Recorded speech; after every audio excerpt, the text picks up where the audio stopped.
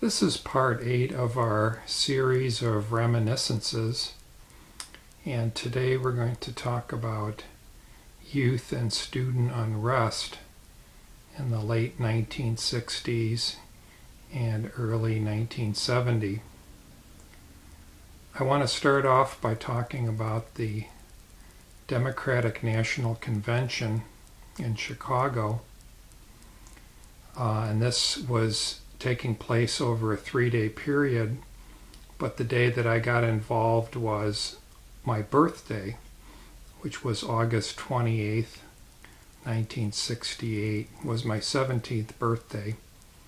And although I wasn't a real political person, I did have an interest in what young people my age were up to, and I wanted to see something historic for myself. And it was easy to go and do. All I had to do was go a few blocks from my house and get on the train, the Illinois Central train. It would take me right downtown to Grant Park and the Conrad Hilton Hotel, where the delegates were being put up for the convention. And so I remember getting off the train and walking over, and I started to see many hundreds of students and then police, and the students had posters and placards and were yelling at the police. The police had loudspeakers and the different squad cars and so forth, barricades and blockades, and it looked like it was going to be pretty bad.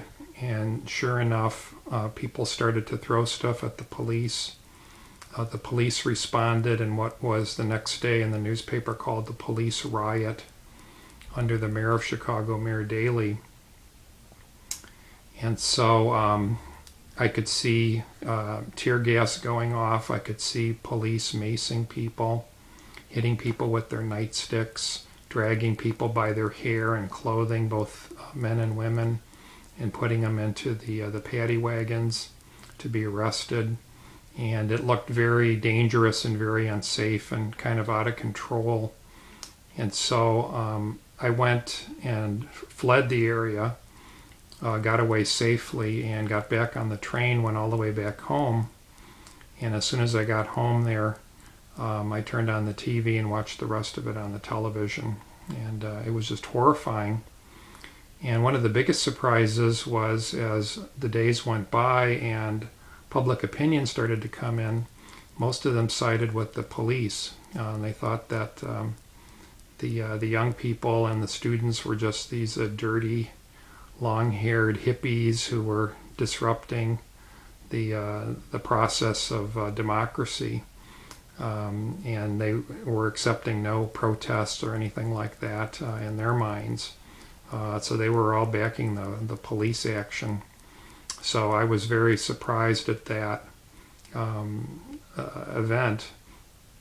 The other things I'd like to talk about, one is the aftermath of the Kent State shootings, which took place on May the 4th, 1970 in Kent State, Ohio, and 4 students were killed and 9 were seriously wounded, 1 paralyzed for life, when the National Guard panicked and opened fire on student protesters who were protesting Nixon's invasion into Cambodia as an expansion of the Vietnam War.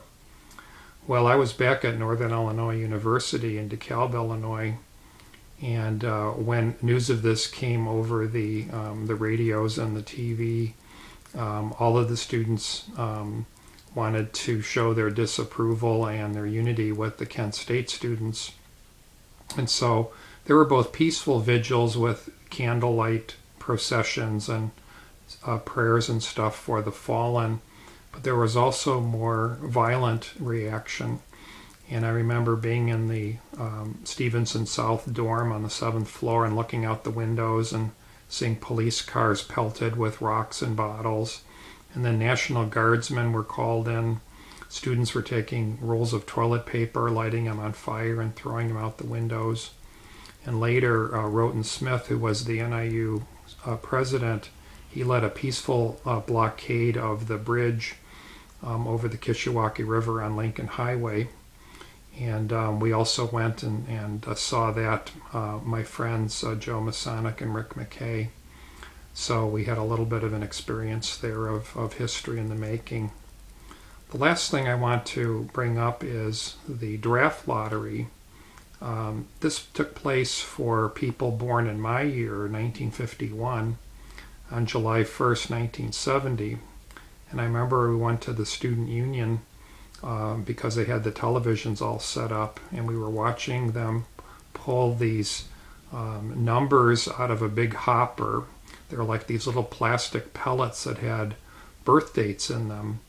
And they started to pull out the numbers, number 1 and number 2, and whatever the birth date associated with that meant that that person could be drafted. And at that time, they had planned to draft the first 100 numbers. I pulled number 248, and so I didn't feel an immediate worry or threat, but I remember other people who got low numbers like 3s or 4s or 14s, they started crying, or they started to get really angry and very emotional. Some of them with their girlfriends. The girlfriends started crying. They were hugging each other. And some people said, I'm getting out of this country. I'm going to Canada. I can't fight in this unjust war in Vietnam.